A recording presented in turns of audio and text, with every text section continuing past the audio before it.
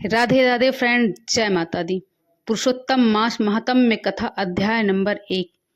एक समय की बात है, भक्तों की सभी मनोकामनाओं को पूर्ण करने वाले वृंदावन के स्वामी भगवान पुरुषोत्तम को प्रणाम करते हुए इस पवित्र कथा का आरंभ होता है।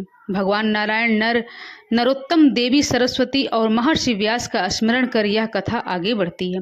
पवित्र नैमिषारण्य में अनेक महान ऋषि मुनि एकत्र हुए। वे सभी वेदों के ज्ञाता, तपस्वी, ब्रह्मनिष्ठ और परोपकारी थे। उनका उद्देश्य था यज्ञ के माध्यम से संसार का कल्याण करना और ऐसा ज्ञान प्राप्त करना जिससे जीवों का, मनुष्यों का उद्धार हो सके। उसी समय सूत जी को भी महान कथावाचक और शास्त्रों के मर्मज्ञ थे। तीर्थ यात्रा करते हुए वह भी वहां पर पहुंचे। उनका स्वरूप अत्यंत दिव्य था। वे शांत, संयमी, भगवान के नाम में लीन और आध्यात्मिक तेज से प्रकाशित थे। सूत जी को देखकर सभी ऋषि आदरपूर्वक खड़े हो गए। उन्होंने उत्तम आसन दिया उनको और विनम्रता से निवेदन किया, हे सूत जी, आप सब शास्त्रों के ज्ञाता हैं। कृपा करके हमको ऐसी कथा सुनाइए जो सारभूत हो, कल्याणकारी हो, संसार के लिए हित में हो और हमें इस संसार रूपी सागर से पार लगाने वाली हो। ऋषियों की यह विनती सुनकर सूत जी प्रसन्न हुए और उन्होंने कथा प्रारंभ कर दी।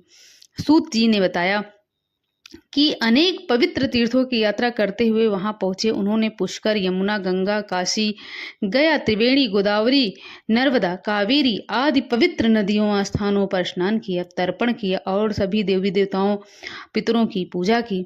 इस तीर्थ यात्रा ने उनके मन को और अधिक पवित्र और शांत बना दिया। यात्रा करते करते वे हस्तिनापुर पहुंचे, जहां उन्होंने सुना कि राजा परीक्षित ने अपना राज्य त्याग दिया है और गंगा तट पर तपस्या कर रहे हैं। यह सुनकर सूत जी भी वहां पहुंचे। गंगा के किनारे का दृश्य अत्यंत अद्भुत था। अनेक सिद्ध योगी ऋषि वहां एकत्र थे, जो विभिन्न प्रकार की कठोर तपस्याएं कर रहे थे। कोई उपवास कर रहा था, तो कोई वायु पर निर्भर था, तो कोई फलाहार कर जीवन यापन कर रहा था। उसी समय वहां एक महान दिव्य घटना घटी। महर्षि व्यास के पुत्र, ब्रह्मज्ञानी और महान योगी श्री शुकदेव जी वहां पधारे। वे युवा थे, परंतु उनके भीतर अद्भुत वैराग्य और ज्ञान था। उनका स्वरूप अलौकिक था। वे संसार के मोह से पूर्णतः मुक्त और ब्रह्मलीन थे। उनके आगमन पर सभी ऋषि मुनि सम्मान में खड़े हो गए और उन्हें एक ऊंचे आसन पर विराजमान किया। सुखदेव जी उस सभा में ऐसे शोभित हो रहे थे जैसे आकाश में चंद्रमा तारों के बीच घिरा रहता है और चमकता रहता है। सभी मुनि उनके चारों ओर बैठकर उनके मुख से ज्ञान और भगवान की कथा सुनने के लिए उत्सुक हो गए। ये थी पुरुषोत्तम मास का प्रथम अध्याय। अब हम सुनने जा रहे हैं पुरुषोत्तम मास महात्म्य कथा अध्याय 2। सूत जी बोले, हे मुनियों, जब राजा परीक्षित गंगा तट पर पहुंचे तब भगवान सुखदेव जी ने उन्हें श्रीमद् भागवत की कथा अमृतवाणी के रूप में सुनाई। उस कथा को सुनकर राजा परीक्षित को मोक्ष प्राप्त हुआ। उस दिव्य दृश्य को देखकर, वहां के पुण्य वातावरण का अनुभव कर मैं यहाँ आप सबके यज्ञ का दर्शन करने आया हूँ। आप जैसे ब्राह्मणों को देखकर मैं स्वयं को धन्य मानता हूँ। ऋषियों ने कहा, हे सूत जी, आपने जो भगवान व्यास के मुख से सुना है वह अत्यंत अद्भुत और दुर्लभ है। कृपा करके हमें वही कथा सुनाइए जो जीवन का सार हो, जो मन को शांति दे, जो मोक्ष की प्राप्ति तक हमको ले जाए, जो अमृत से भी बढ़कर हितकारी हो। सूत जी विनम्रता से बोले, मैं तो एक साधारण हूँ, परंतु आप महान ऋषि मुझसे प्रश्न कर रहे हैं, यह मेरा सौभाग्य है। जो कुछ मैंने अपने गुरु व्यास जी से सुना है वही मैं आपको सुनाता हूँ। इसके बाद सूत जी ने एक पुरातन प्रसंग सुनाया। उन्होंने बताया कि एक बार देवर्षि नारद बद्रीनाथ के समीप स्थित नर नारायण के आश्रम में पहुंचे। वह आश्रम अत्यंत पवित्र और दिव्य था। वहां अनेक तपस्वी, सिद्ध और देवता निवास करते थे। चारों ओर हरियाली, फल फूल, मनमोहक दृश्य थे। अलकनंदा की धारा उस स्थान को और भी सुंदर बना रही थी। वहां पे गंगा, पवित्र गंगा भी थी। नारद मुनि ने वहां पहुंचकर भगवान नारायण को साष्टांग प्रणाम किया। भगवान नारायण गहन तप में लीन थे। उनके तेज से समस्त वातावरण प्रकाशित हो रहा था। उन्हें देखकर नारद जी ने अत्यंत श्रद्धा और प्रेम से उनकी स्तुति की। नारद जी बोले, हे देवों को देव, हे जगन्नाथ, आप कृपा के सागर हैं। आपका तप संपूर्ण प्राणियों के कल्याण के लिए है।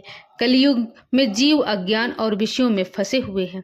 ऐसे समय में उनके उद्धार के लिए कोई सरल और प्रभावी उपाय बताइए जिसके उनका कल्याण हो सके, उनका उद्धार हो सके और वह मोक्ष की प्राप्ति कर सके। मैं भी आपके मुख से वही ज्ञान सुनना चाहता हूँ। नारद जी के मधुर और करुणामय वचनों को सुनकर भगवान नारायण प्रसन्न हुए और बोले, हे नारद, तुम भगवान की महिमा को जानते हो, फिर भी लोक कल्याण के लिए मुझसे पूछ रहे हो। यह बहुत उत्तम है। मैं तुम्हें एक अत्यंत पुण्यदायक रहस्य बताता हूँ। यह पुरुषोत्तम मास का महात्म्य है। भगवान नारायण ने कहा, यह पुरुषोत्तम मास अत्यंत पवित्र है।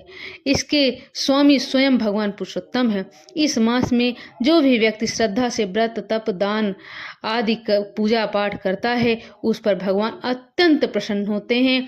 उसे 10 गुना उसका पुण्य प्राप्त होता है। उसके सभी कष्ट दूर हो जाते हैं। नारद जी ने पुनः प्रश्न किया, हे प्रभु, अन्य महीनों की देवता तो मैंने सुने हैं, परंतु पुरुषोत्तम मास का क्या रहस्य है? इसमें क्या करना चाहिए? कौन से नियम अपनाने चाहिए? इससे क्या फल प्राप्त होता है? कृपा करके विस्तार पूर्वक बताइए।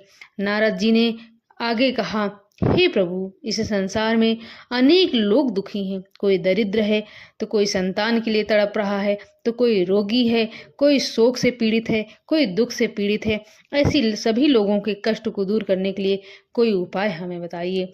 सूत जी कहते हैं, नारद जी के इन करुणा से भरे वचनों को सुनकर भगवान नारायण गंभीर और शांत स्वर में आगे की कथा कहने लगते हैं, जिससे समस्त संसार का कल्याण हो सके।